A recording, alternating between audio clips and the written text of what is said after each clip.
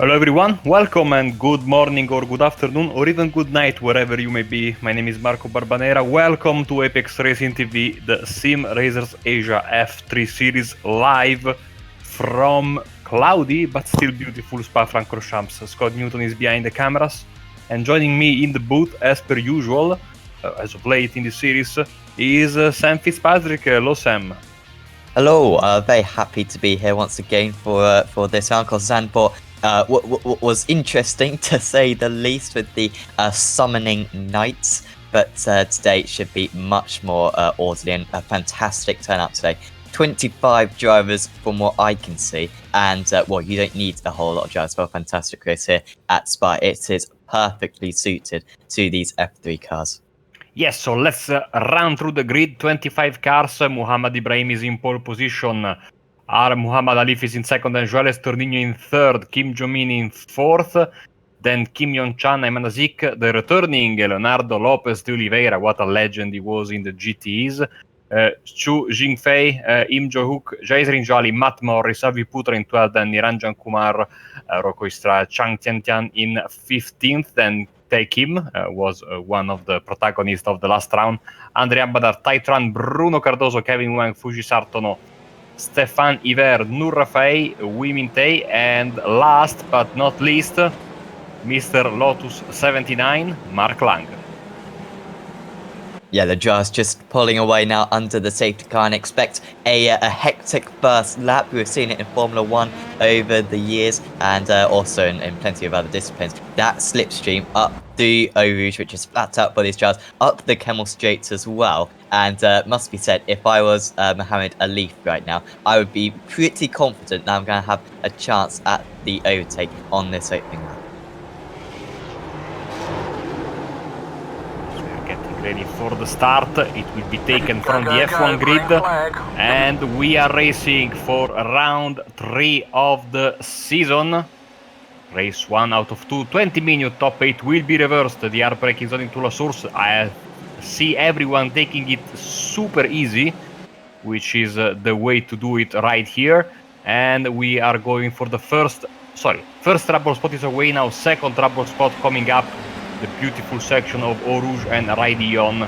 As you can see, the cars already running side by side. It is a very dangerous move there, but Estornino is able to get back into second place, and now the third danger zone, the Le Coq chicane, and here we go. Oh man, there is a terrible crash. We have one car rolling, and you see drivers having to take evasive action. Not everyone is so lucky. At least 3 cars are involved, maybe more. Abhi Putra, I see dropping down the order. And, you know, Sam, wheel-to-wheel contact there, and these cars have the tendency, you know, like all open wheelers, to Estornino also is involved there, to, you know, be sent flying. Of course, when you make wheel-to-wheel contact, it, you know, works basically as a launching pad, and you see the cars were completely sent in the air. Nothing the drivers could have done there. Yeah, I don't think there's any airfields anywhere near this place due to the mountainous terrain, but they were really like planes going up into the sky. There's Yongchang Kim gets up into second position, a really good start for him. Alif managed to get through that, but behind that, yeah, absolute carnage. Kim, Im, and Estornino all getting involved in that crash, and I wouldn't be surprised if there's a few more drivers down the field who have got a bit of damage. Niranjan Kumar, here he is, Eurasia Sim Sport Hawks, in the traditional, I'd say, white, black and pinkish livery. As look at how much the slipstream works there, as he is under pressure there, and passed by Rocco Istra, as you can see, in front of him. Then we have Morris defending on the inside, Koistra on the outside. As you can see, the chicane, the swapping of the very, very clean move. And the first lap is in the books, and what a costly first lap for some of these drivers. Yes, definitely. Pretty much their race is over. They do get one fast repair, but well, it's only a 20-minute first race this, and so there's really no chance of coming back into a serious position after that. They're going to be close to a lap down right now. pretty close for Kim and Koistra going up the straight. Also Hazik and Morris and Zhu. Morris just getting past Zhu, and also Hazik getting past Alif, as we see side by side between Koistra and Kim. And Koistra getting ahead of Kim there now in 8th position.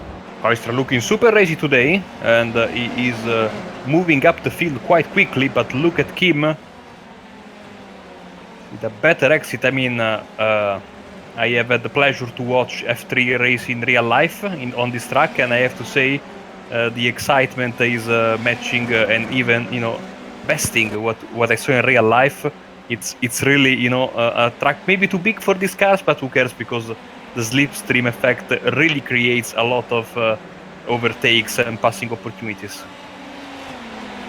Yeah, definitely. I saw these cars at Silverstone last year, and again, maybe the tracks are a little bit too large, but it's still very good fun and ever such close racing. Koistra really losing out now to Kumar down the inside.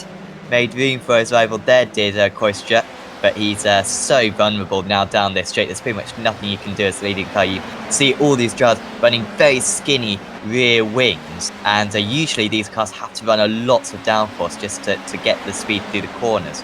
But even in these cars, they're having to run pretty much minimum wing to get as much straight line speed as possible.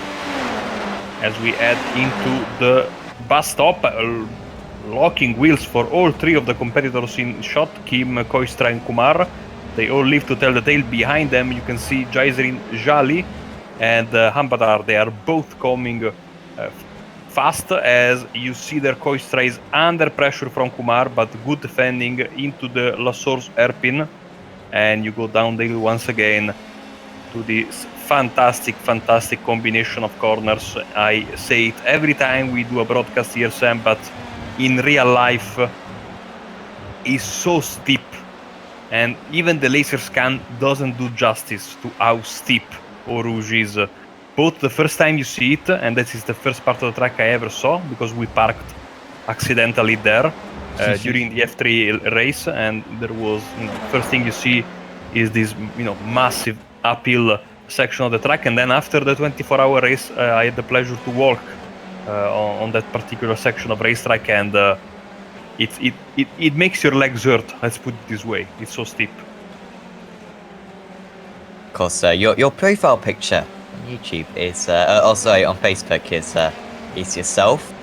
Okay, and it does look very steep from that photo. That you like took. my back, and the guy in front of me is famous driver Alessandro Dalle Donne, who I'm taking a picture of, and if you see go on his profile, he has the same picture that I'm taking at the same time.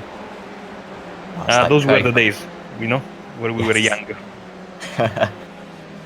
I also had the pleasure to roll down Eau Rouge, because after 24 hours of watching a race, you are a bit crazy. So we rolled down Eau Rouge. Both me and other guys were there, and they followed suit. If you want to go there, spectacular experience. If you want to watch the 24-hour race there, camping on the track, it's fantastic. Koistra now using this fight between Kumar and Jali to pull away just a bit from, and we have seen that he has been in the middle of several battles. Oh, and around goes Niranjan Kumar and straight into the wall. And there's a roadblock, as you can see. Other drivers are waiting, and Niranjan is stuck in the middle of the racing track, and he lost his rear wing. And that is a massive damage, and of course, just past the pit entry. So he has to do a whole lap without his rear wing. That is going to be so costly. And you see, of course, everyone behind him, pushing up one position, including Fuji Sarton here, his teammate for Eurasia SimSport. Yeah, I'll be frustrated with that one. Another driver who seems to have damage is Mohammed Alif currently, because Zhu just got past him. And at least from the timing screen that I saw, it seemed like he just absolutely, swamped him. Like, gained like a second down one of the straights. We'll keep an eye out on that one, but on that last lap, Alif was some 4 seconds slower than the race leader, and considering that he qualified this race in second place, I doubt that's particularly representative of his pure lap times. Of course, the top 8 from this race will get inverted for the grid of the race 2. And so currently Yazrin Yali would be on pole position. He's only 7/10 of a second ahead of Rui Koistra. So a really important battle back there. And if Alif can just stay in that top 8, whilst he might drop some points in this race 1, he's going to be looking very good for race 2. But you can see he's already falling into the clutches of Tai Kim. And it'll be interesting to see if Kim does just waltz past his rival down this next straight. Will give us an indication of maybe the damage that Alif has picked up from that first corner, first lap instance. And yeah, you can see Alif really struggling for straight line speed. And he's down to 7th place, would be on the front row for race 2. And this is going to be a very difficult, 11 minutes of this race, because he's got some very fast drivers now catching up to him very quick. Yes, as of course that is also thanks, I think, to the power of the Scott Newton livery for taking the carbon fiber livery that we have loved during the... oh, there's a car around there. Is that Koistra? Yes. Yes, it is Koistra. So all the good work done, dropping a couple of spots, and now in the clutches of Ambadar as... side of the Lasor Serpin, the Y-Lab car cannot make the move stick, and Koistra stays in front, one of several orange cars that we have in the field today. I love orange, so big thumbs up. He's not Dutch. I've kind of assumed that, I've kind of associated that colour with Dutch after the Austrian Grand Prix. But Rui Koistra is not Austrian. There are no European drivers, I believe, in this race. Well, that is quite clearly a last name of Dutch origin with a double O there, so certainly he has a little bit. I would guess, but you know, I might be completely wrong, so take it with a pinch of salt. But very much proudly flying the A and Z flag, Australia, New Zealand, as you can see on the club on the bottom of your screen. As we are 10 minutes away from the end of this first race of the day. And I have to say, I love that F3 are running on this track. I mean, I love outlapping around Zandvoort, but I don't think it's a very good track for racing in most cars. That, of course, also means that I'm very, very perplexed about F1. We've talked about it at length last week. You know, to have a track completely different, wide, long straights, lots of slipstreaming is refreshing to say the least. As you can see, Mohammed Ibrahim, race leader, number 33, with 7.5 seconds over his nearest rival, Kim Yong-chan for Eurasia SimSport. Something that I very rarely ask drivers is why they pick their numbers, because of course I can't got so accustomed to official racing. But of course in league racing you can pick whatever number you like. And of course, well, myself, during my karting days I did run 33. Max Verstappen runs the 33. So it is a number of great history, safe to say, in the motorsports arena. But maybe I'll have to ask Ibrahim why he runs that. Yali's got past Alif. So Alif is now down to 8th place. Cannot afford to lose any more positions to the end of the race. There is Yali, straight away pulling away. You can see, once again, down that Kemmel straight. But Alif has got 6 seconds to Zhang, and Zhang was only half a second faster on that last lap, and this is a very long lap. So there's not too much of an advantage for Zhang. It looks as though Alif is actually going to be the pole sitter for Legion of Racers in race 2. So, you know, a silver lining, and this is a very shiny silver lining. Absolutely, absolutely, and you know, I think he should be able to hold on over Chang. I was looking at the drivers, and certainly I know a driver that why he has this race number, and driver in 5th place, Zhu Jingfei. He is driving a McLaren Tribute livery, number 14. I wonder who is he a fan of? If, you know, of course, running with the Alonso number McLaren livery, which incidentally is also my number of choice for league racing, number 14, but not because of Alonso.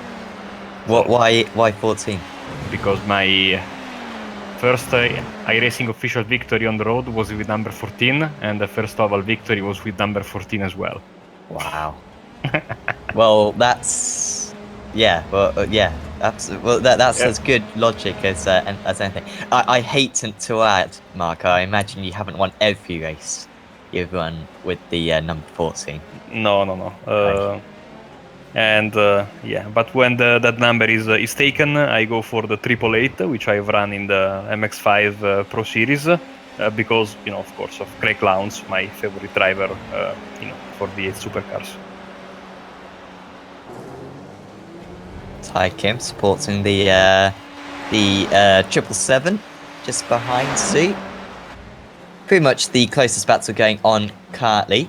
Still pretty close between Haziq and Morris, only 1.8 seconds. Also Morris ahead of Sue as Ambedar is wide. And that is 14th position, potentially gone to Cardosa. And yeah, I think Cardosa, was he still behind? No, sorry, that was Tran just getting past Ambedar. So the Y-Lab Motorsports driver loses a place. And clearly a difficult corner, that's the final chicane. Getting the power down. Of course, not many driver assists in these cars, and just looking at the track temperature, currently 30 degrees, so it's not too bad as Ambedar gets back past Tran. Apologies, that was a replay before. It was a replay, yes, but the way these cars work, as you can see the weather in real time, as Fuji Sarton is dropping some positions that we saw a car disconnecting, reconnecting, and then spinning in the grass there at Lecombe. You can see the weather situation there. With these cars, like I said last week, they are really, designed to test these drivers. No, so there's not really a lot of help, as somebody spun there in the background at no-name corner. And also, the tires are very small, and they really don't like curbs. And of course, they're at the bus stop chicane, which is not a bus stop anymore. It's really, there are some really, really big curves. So you have to contend there, and the track has also a very unique kind of inclination there. So you have to be super careful, and it's taking these drivers off guard just a little bit. And of course, this car, I think by design, should have tire warmers, but due to an issue that iRacing hasn't been able to solve as of yet, if I'm not mistaken, the tire warmers are not working, and so you start with very cold tires. And 8 laps into the race, of course, it's you could imagine they are in good temperature, but still, that means that you have to be super careful, and that is going to be the way to go, I think, Sam, when we go ahead, when most of the cars will get new tire model V7, because I can tell you that the Skip Barber for the first couple of laps is absolutely on the edge every time you drive with the new tires. Morris and Zhu are on the edge currently. They are side by side in the battle for 4th position. Ever so close between those two. Morris getting, Morris and Kim. No, sorry, yeah, Kim and Zhu, apologies. And has Kim just got ahead? Yes, he has. So Kim up into 5th position past Yingfei Zhu. And he's now 3.5 seconds behind Matt Morris. I doubt he's going to close up that gap, seeing that all those drivers seem very evenly matched. But certainly Kim has been on a charge ever since the start. After starting in, he starts in 16th place, did Ty Kim, versus Zhu's 8th place. So he's made up some very nice positions. And it might be as far up as he gets, because we've only got 2 more laps to go as the race leader is already approaching the line. Yes, the classic USA versus Canada battle, coming to SimRacing Asia. Kim is, of course, there's someone pointing in the wrong direction there at the chicane, trying to guess who he is. We just got a glimpse of him as the leader goes through. him joke is in P18. Of course, he was much in a better position at the beginning of the race. Of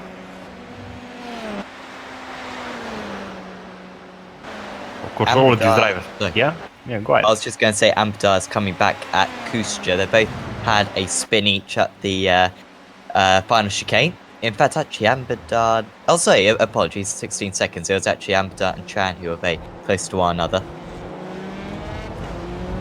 And also Cardosa keeping up with these guys. Huang has just got past Rafay. That is the battle for 15th and 16th. 12 seconds behind this trio. And Ampadar very slow coming out of the La Source hairpin. And he's leaving himself a little bit vulnerable to Tran.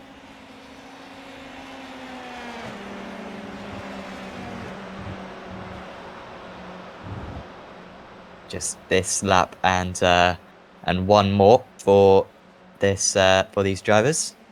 Kim is still being kept honest by Zhu, only 0.8 of a second between those guys.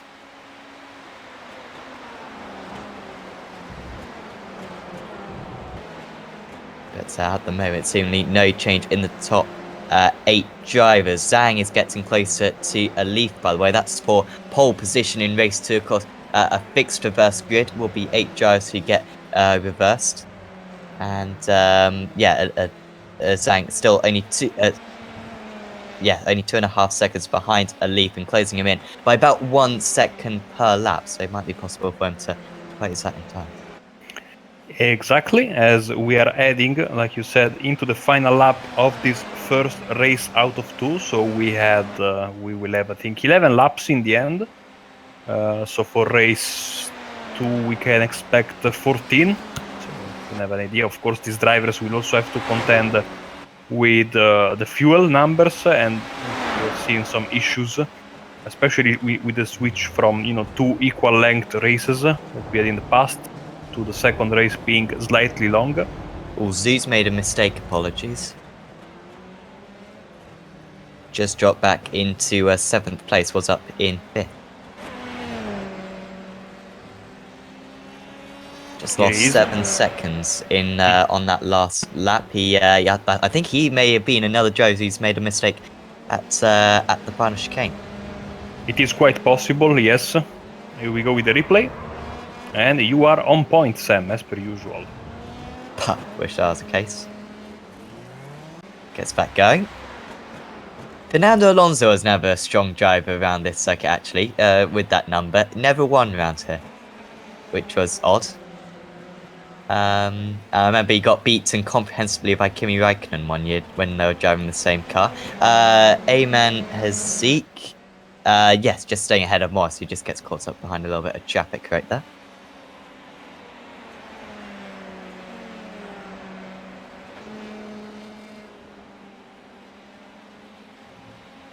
Pucha and Zhang ever so close. That's about the 9th place, and they're so close to Mohammed Alif currently. They are just 1.5 seconds behind, but they're not going to quite catch, unfortunately, whilst the race leader, Mohammed Ibrahim, is going through the final chicane right now. And here we go. Complete domination for car number 33. Mohammed Ibrahim wins in style. And I have to say that is a very, very, very well-deserved victory for him. And he can rightfully celebrate, even though, like we said, there is not a lot of time to celebrate after race 1. Kim in second. This is the fight for 9th place. Abhiputra using all of the slipstream behind Zhang Tiantian, and on the outside at Blanchimont-Dao it will be the inside, the wild-up car with a lot of courage, a lot of bravery, trying to outbrake his opponent. Will have the inside in the Red Bull livery. It's going to be a fight that Abhiputra, I think, is going to get in 9th place. And yes, that was a great move from Abhiputra, getting 1 step closer to the full reverse, to the 8-car reverse. Not quite, but gets some valuable points in the end. Bruno Cardoso for Macau SimRacing is coming home. He will be P14. And just let me use this moment to thank our fantastic sponsors that are on board, making the broadcast of this series possible. Of course, it's SIMMSA, it's the Macau-China SimRacing Association, and the newest sponsor on board of the series, the Singapore SimRacers Association, SRA. And you can see their logo, of course, on the top right of your screen. Nurafei comes home in P16, and we are just waiting for Kevin Wang, who has just parked his car. So we are already getting ready for race 2. And here we go with the starting grid, and this will also be the the first 8 drivers. So Muhammad Ibrahim, your race winner. Second place, Kim Yong-chan. Then Amadazik, Tai Kim, Jaiserin Jali, Matt Morris, Zhu Jingfei, and Muhammad Alif. This is your top 8, and reversed, of course, with Alif in pole position. 9th place for Abi Putra, then Shang Tiantian. Ru Koistra will start in 11th, Andri Ambadar. P12 for Y-Lab Motorsport. Going forward in the grid, we will have P13 for Taitran. 14th will be Bruno Cardoso, Wimin Tai, Nurafei in 16th, Im Johuk in P17, Kevin Wang 18th, and then Stefani Ber, Fuji Sartono, Niranjan Kumar, Mark Lang in his Lotus 79, Leonardo Lopez de Oliveira, Joel Estornino, and Kim Ju Min. This will be the final 3 starters in this race, as we are getting ready for another rolling start. You know, I have to say, Sam, it's a very tricky track, this one, no, for the starts and the first lap. Apart from that contact there on the straight, on the Camel Straight, it was a very, very remarkably clean start, you know, with these little Formula cars. Mayhem is just around the corner. That was very unfortunate. Maybe, you know, this time around it will be even better. But that was a good start in race 1. Too bad for the drivers that got involved, of course. Yeah, La Source, they're really well manned. I'd just like to add, Matt Morris, on the last lap of the race, actually had a spin and lost 2 positions. So he's going to be starting in 3rd position in this race rather than 5th. So maybe just watch out for him, particularly on the run up the Camel Straight. Maybe he'll be able to rival the top 2. As we are racing, race 2 of the evening starting right now. The cars already fanning out 2-3 wide, even 4 wide there in the back, as they are jostling for position in the first corner. And it seems to me like it's going to be Tekim, Muhammad Alif, and Jaiser Jari, the top 3, as we head down Eau Rouge and Raidion. Gotta be super careful, cold tires. The car will step out in an instant, and as per usual, you can see the first... Oh, cars on the grass. Be careful, guys. Massive slowdown, massive checkup in the 3rd place and backwards. It seems to be all good, as we have a pass for the lead. No, Muhammad defends beautifully on the outside and keeps the first position, as behind him, I think everything should be good with no major issues, and that is, you know, we have Rokois having some big connection issues, dropping left and right on the standings, but apart from that, it seems like everyone else is, you know, making it through the first lap safely. We had like, oh, and here we go, spin at no-name corner, and I think we have some cars piling into each other. We have one stop there, I think it's Nurafei. I think the only one in the end that got involved. And apart from that, well, that could have been a big one that was luckily avoided. Yeah, what a terrific start as well for Tai Kim. Not sure if the cameras picked up on it, but he went from 5th place on the grid, absolutely nailed the launch, and got himself briefly into the race lead before Muhammad Alif was able to rival him back down the Camel Straight. Kim under pressure from Kim currently. Sorry, it's Tai Kim and Yong-Chan Kim. Gonna have to adjust that one. 1/10 of a second between 2 of them, and Yong-Chan Kim is now ahead. So nicely done there. Tai Kim down into 3rd position. And now it'll be Ibrahim, already up 4 places from his start, as Yazrin Yali seems to have an issue.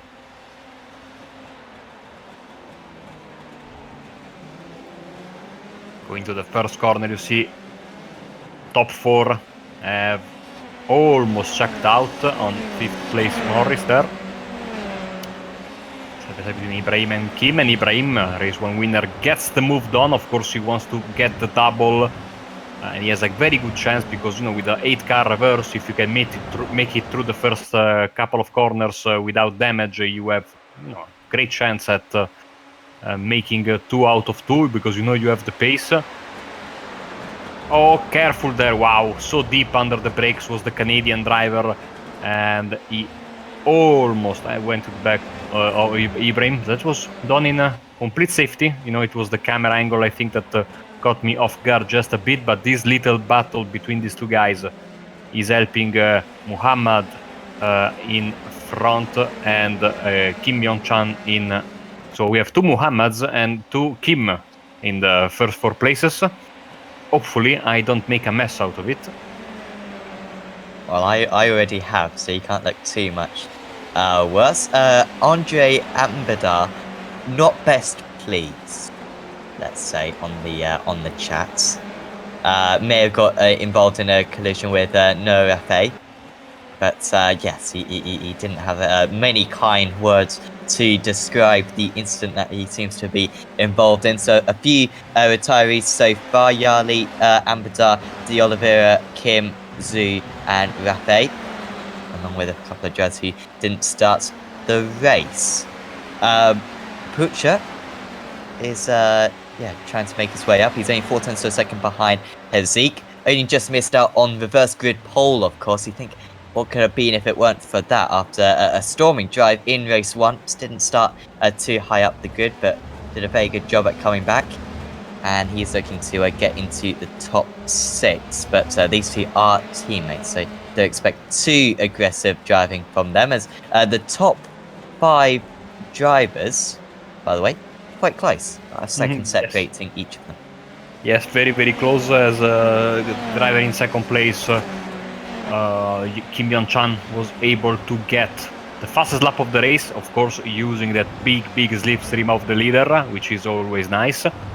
As we keep following this fantastic fight, and as you can see, we are looking at Muhammad Ibrahim going on the inside and completing a very nice move into the comb, and that was fantastically done.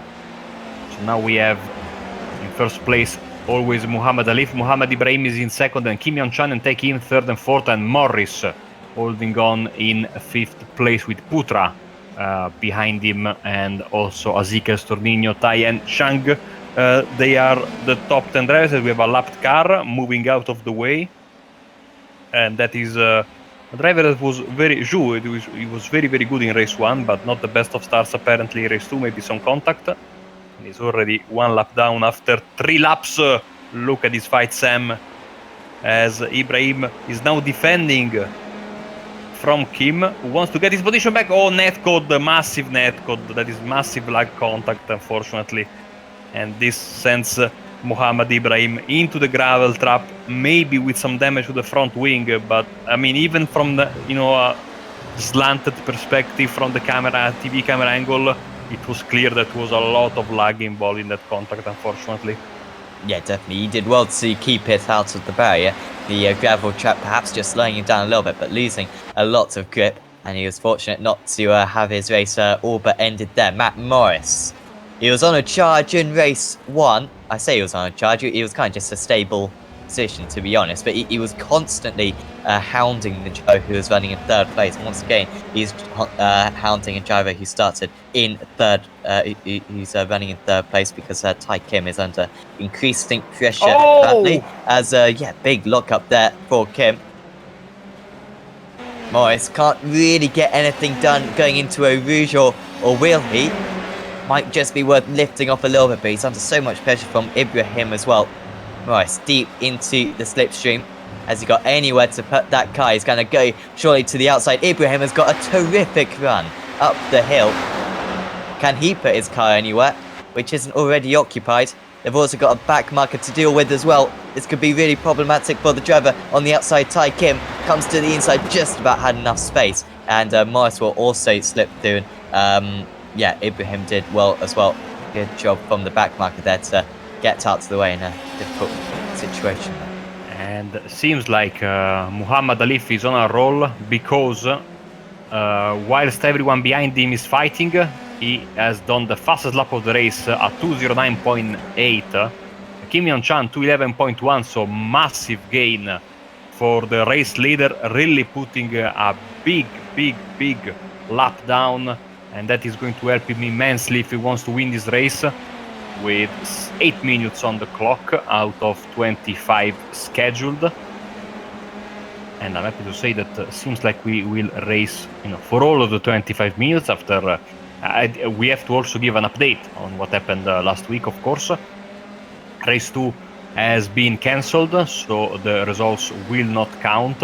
So for all intents and purposes, we have 3 races that counted towards the series standings right now, in which Tekim is your leader in front of Ayman Azik and Muhammad Ibrahim. So, I think that was the right decision. Here comes Morris again on the outside. Straight pass. Easy on the brakes for Matt Morris. He's up into 3rd place. On that last lap, he set the fastest clean lap of the race, so he didn't pick up any incidents on this lap. Obviously a bit slow. He was still only half second slower than the race leader though, which is pretty impressive considering that he had to pass the driver and was held up for the majority of the lap. He's now got to try to break that chart, which is a pretty good effort of so far, 0.6 of a second ahead of Tai Kim straight away. And Morris is 4.5 seconds off the leader.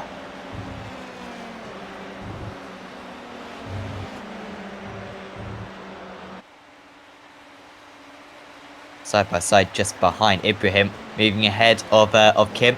Kim slots back in behind, and he might just feel as though it's better to try to keep up with the 2 drivers ahead, knowing that they're extremely fast. And just try to protect himself against Pucho, who's in the background. There's a back marker going a little bit off the circuit. That was Rafael.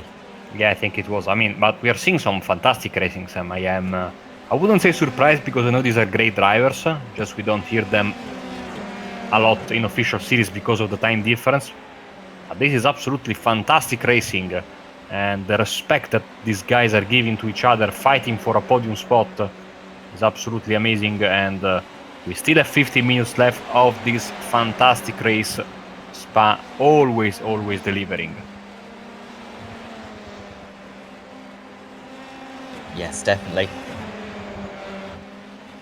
Kim's done a good job at keeping up with Ibrahim through the middle part of the lap. What's going on just behind? Because you've got Pucha and then Hazik, Estanino, Zhang and Koldosa rounding out the top 10.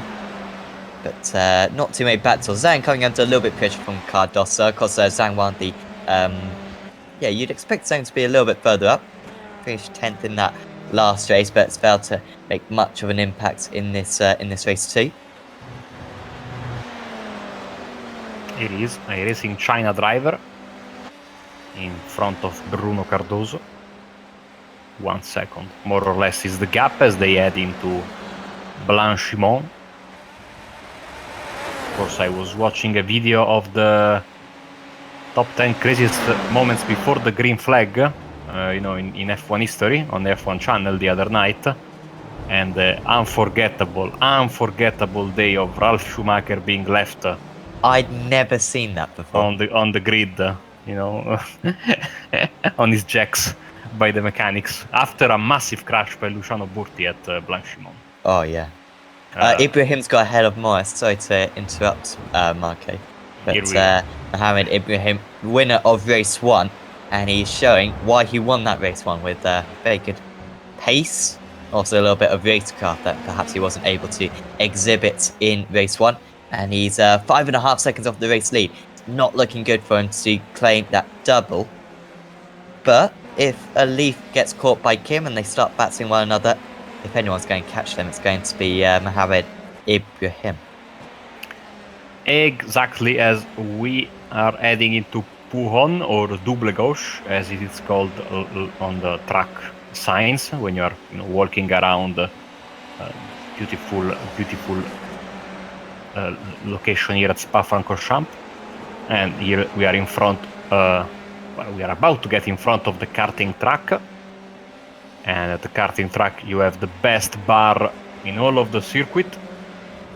So by the karting track, yes, there's a karting track there. Most common.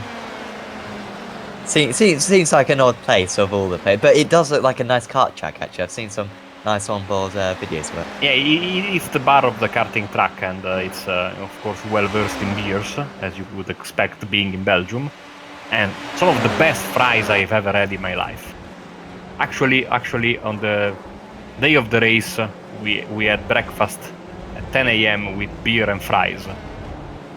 Once again, I was much younger than what I am right now.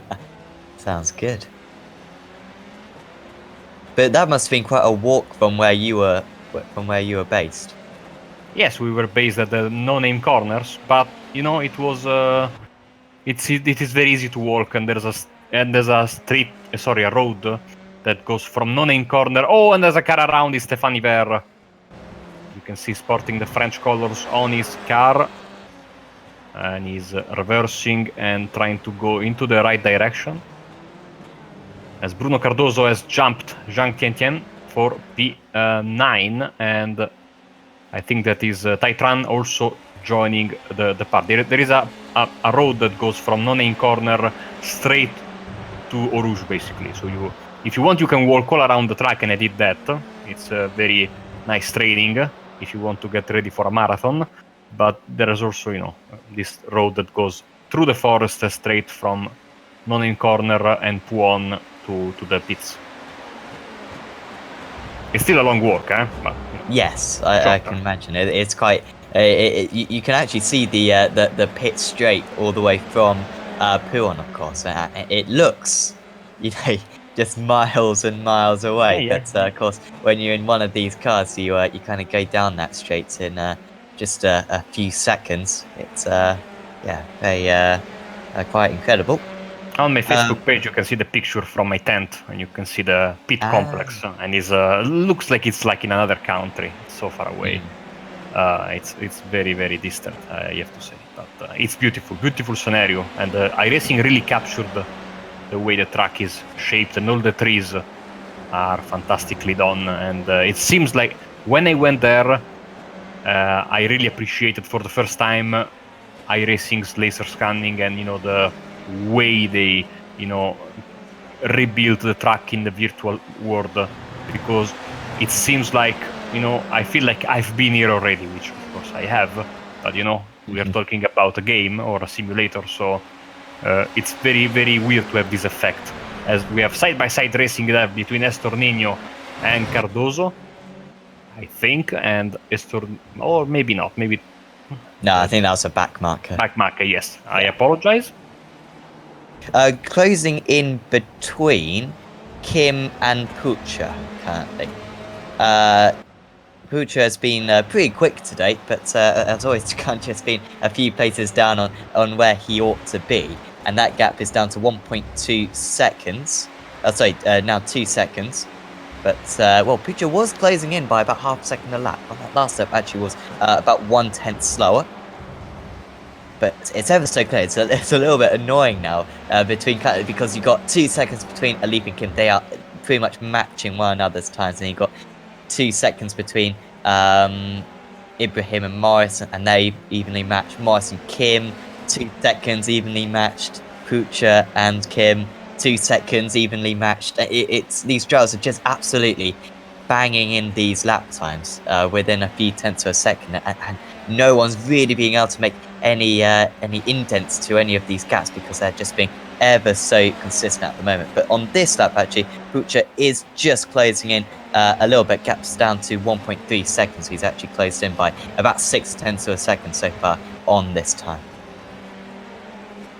Yes, absolutely, and you can see there is a bit of a changing weather in this second race. The clouds are covering the sun and then going back and coming again, going away and coming again. So you can see, and also of course this being a very long track, it's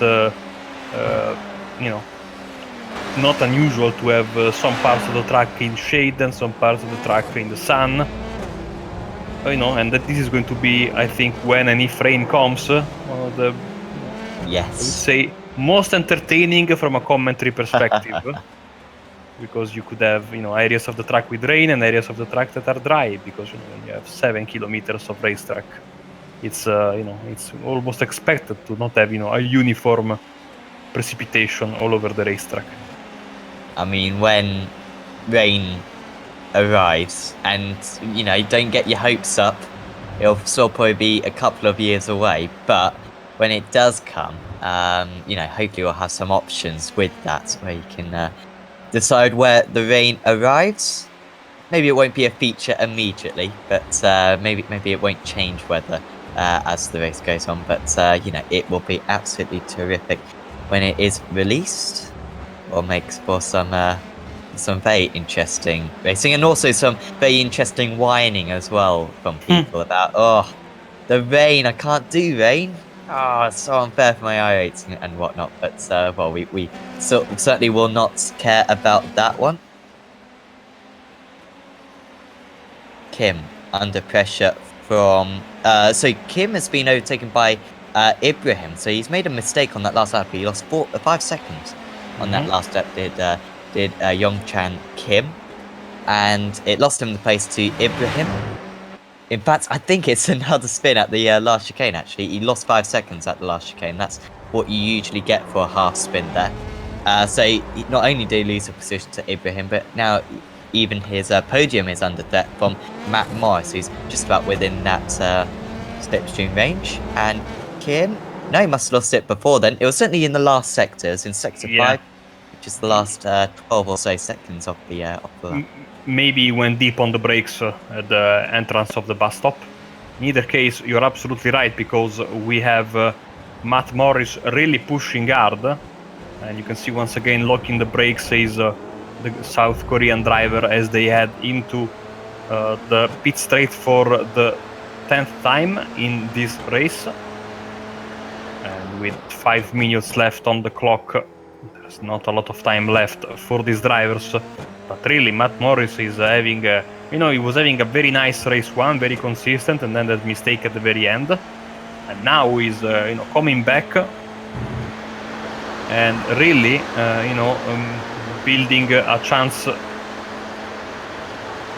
the podium for himself. So, and look at the slipstream, look how much it is sucking in the car in 4th place, moving to cover on the inside is Kim, very aggressive on the outside. Morris using all of the slipstream, and there's a fantastic overtake. They almost made contact, but Kim Yong-chan has to yield to Matt Morris, but this is not over. And look at the way they are kicking off the dirt and the dust outside of the racing line. This will of course help Morris, who is using the preferred race line and gets up into the podium, but I think that this is far from over, Sam. No, that was an awesome move from Matt Morris around the outside at Lei Kum. And Yongchan Kim tried to respond straight away for Eurasia SimSport Guardians, but couldn't do it. But yes, as he stays in that slipstream, he's going to have chances later on in the race. Only 4 minutes to go, only 2 laps to go. Yes, 2 laps to go, because the race leader's just about to approach the line. And you can see Kim straight away back into that slipstream range. Tai Kim is only 1.5 seconds behind these guys. Puccio only a further 1 second behind. Even Hazik is only another 1.5 seconds behind. So if they keep on fighting like this, we could have an almighty battle for 3rd position on the last lap of the race. Here comes Kim to the outside of Morris. And he's going to try to replicate that move that Morris did earlier on. He's very deep on the brakes as Kim, but he has pulled off a fantastic move there. Is Morris still on the outside? Yes, he is. And Morris will momentarily go back ahead then across the line. But yeah, Kim gets that move done. Fantastic stuff, and of course this is pulling in everyone else. This could be a 5-car fight potentially for the third spot on the podium, and once again moving left and right, trying to break the draft is Kim. And Morris, of course, will have a massive run thanks to the slipstream, going all the way to the outside. As you can see, the track, oh wow, that was so close, is slightly pointing up the hill on the inside, tries to defend Kim. Very deep is Morris, almost going off the track. Still going at it as they go into Brussels corner, this long downhill right-hander that brings us to No Name corner. Kim will have the inside, but now he has to look in his rearview mirror because Kim is coming through, and will try to fight himself for third spot. Now into Puon, not really a passing opportunity. You have to really focus on keeping your car straight, keeping your car planted. So easy to go around. Abiputra is in this mix as well, as I think that, yes, the next one will be the last lap of the race, Sam, if I'm not mistaken. It sure will be, because Alif just will cross the line with about 1 minute and 10 to go. And I really no car can possibly do a lap of Spa in that time. So one more lap for this to be decided. Can Hazik get involved in this one? You can just see him in the background there, about 1.5 seconds behind. But just ahead of this, Morris versus Kim. Kim managed to pull off this same move last time. He wasn't quite alongside. This time, Morris so nearly completely missed the corner there. As down the inside, just in the background, Pucha gets ahead of Kim. So he's got one down, but Kim trying to respond. Just ahead, Morris and Kim. Kim defending into La Source. But this is going to be one almighty chase up Eau Rouge and Radion and down the Camel Straits as well. So Morris taking an unusual line there, trying to maybe break the jut. He wants as good a run as he possibly can up the hill, and this is going to be some momentum up the Camel Straits. And I don't think there is anything that Kim can do. All he can do is maybe let this one go. Maybe, get straight back into the slipstream. Trying to break the just straight away as Mars. Swerving one way and now the other way. And now down the inside goes Tai Kim. Has he managed to make that move on Yongchang Kim? Yes, he has. So Tai Kim loses. Tai Kim stays ahead. Apologies. Some fantastic racing, and Morris smiling behind his helmet because he knows that this maybe was the decisive move to get there in front, as we see Putra having to defend from Kim having to defend from Putra, using all of the exit room. It's very bumpy there at the exit of Kwon. Able to keep the car stable. Maybe the chance for one last run into the bus stop chicane as they go into Stavelo, as the front of the field, the race leader. Where is the race leader?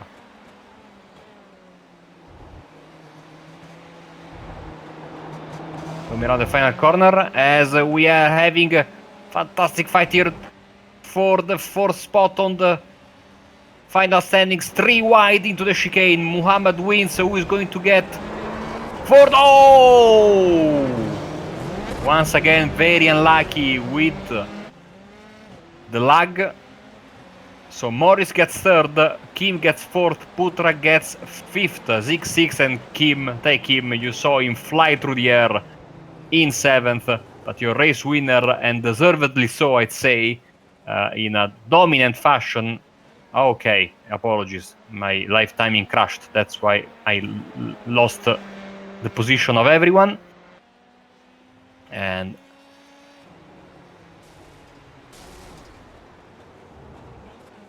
still pretty much, got the action on that last chicane, and what a fantastic battle amongst what those 5 drivers in the end. Yeah, Tai Kim, he was looking like he was the man on the move, got himself from 6th to 4th in just a couple of corners, and then was on the tail of Matt Morris. Could not make it, and in the end, ends up behind Eamon Haziq as well. So just the final few gyros coming across the line now. And yeah, so Mohammed Alif in the end, Marco, you know, that's those issues, that damage in race 1 turned out to be perfect. He's taken race 2 win.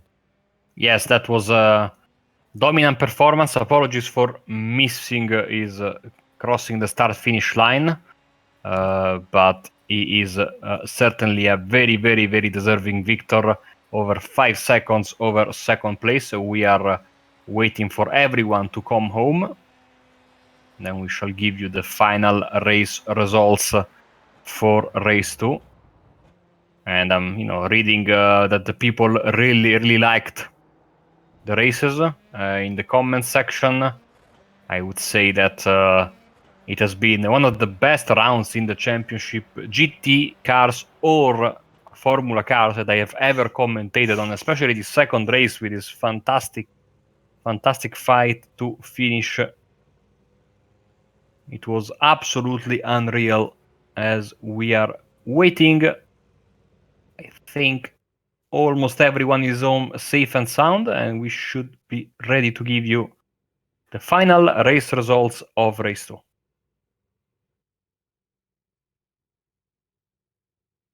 So, your race winner, and in dominant fashion, was Muhammad Alif, 5 seconds over Muhammad Ibrahim, and then Matt Morris rounding up the podium, Kim Yong-chan, Abi Putra, Ayman Ajik. In 6th place, Taikim Joel Estornino, Taitran, Zhang Tiantian, Bruno Cardoso. This is your top 10, sorry, 11th. Rocco Istra in 12th, and Stefani Ver, Andrian Badar.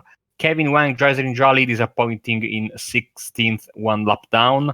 And then the retirees, Nur Fei, Wemintei, Im Jo-hook, Zhu Jingfei, Leonardo Lopez de Oliveira, and Kim Joo-min. Didn't start the race, 3 drivers: Fuji Sartono, Niranjan Kumar, and Mark Lang. So, great racing today, and we are waiting. If you want to come for interviews, we are waiting for you. Before that, a reminder of what's coming up, because I think we have an announcement to make, Sam. Tomorrow, I think we have a special event scheduled on Apex Racing TV. Yes, it's the Aussie Mixed and Fixed iRacing League, and that will be absolutely fantastic fun to commentate on. I think we're going to have a pretty much packed grid. It's GT3 and GTE racing, and I believe it starts at 11 GMT tomorrow.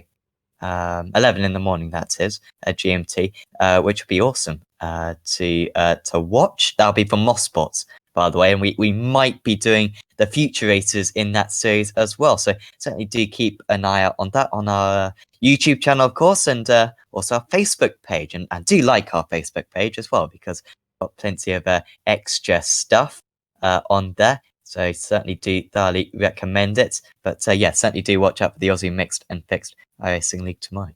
I will try to follow the action from Vallelunga, even though that would mean I'm not doing my job as a marshal. But I mean, it's going to be a long day at the track and a long day at Mosport, which is also where we are going to be next week in this series. So don't miss that. Same starting time, as you can see. Thank you, Scott, at 13 GMT. But before that, of course, a long list of broadcasts coming up, starting with the MX5s, which will be back on Monday night, so you don't want to miss that. We also have a new... I'm told that Mark Lang has an issue with his hardware before the start of the race, apparently. So Monday night, the MX5s will be back at 7:15 GMT, the amateur series. In the night at 1 BST, we are going to have Rikmotec Challenge series, and that on Tuesday, early in the morning, 10:45 GMT, IMSA official series. That will be the Oceanic Strength of Field race and then later in the day at 6 GMT, we're going to have the official VRS Sprint Series on the Eracing Sports Network at 7:15. The BSR MX5 Pro Series. Then on Wednesday, the last round of the Dynamics Sim Racers World GT3 Championship. That's going to be a 7 GMT from Brands Hatch, 75-minute special event, so you don't want to miss that. On Thursday, BSRTC, 7:15 GMT. On Friday, the iRacing Le Mans Series at 6 or 7 GMT. It's the official race, so the usual time slot we cover. And then Saturday, we will be back both with this series and, of course, the first round proper of the Euro V8s. And I think that then for the next week, after the week after, the next one, some World GT, I think, will be back on Mondays. Yes, and that will be pretty much every week on a Monday. Will be 7:15 GMT. We'll kick off the action and expect a very high quality field in that. Had to do pre-qualifying this season just to get in it. There are that many entries, and I've heard that the quality of the drivers this season is absolutely spectacular. So you do not want to miss that.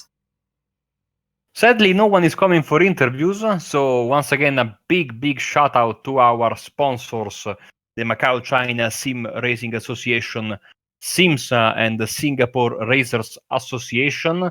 Thank you for coming on board, and I would like to extend big thanks to Scott Newton for doing the cameras today. Of course, Sam Fitzpatrick in the booth with me. My name is Marco Barbanera. As per usual, we will wait for you tomorrow for the special event that we will cover in the European morning. But until then, from everyone here at ApexRacingTV, I wish you, as per usual, good night and happy racing.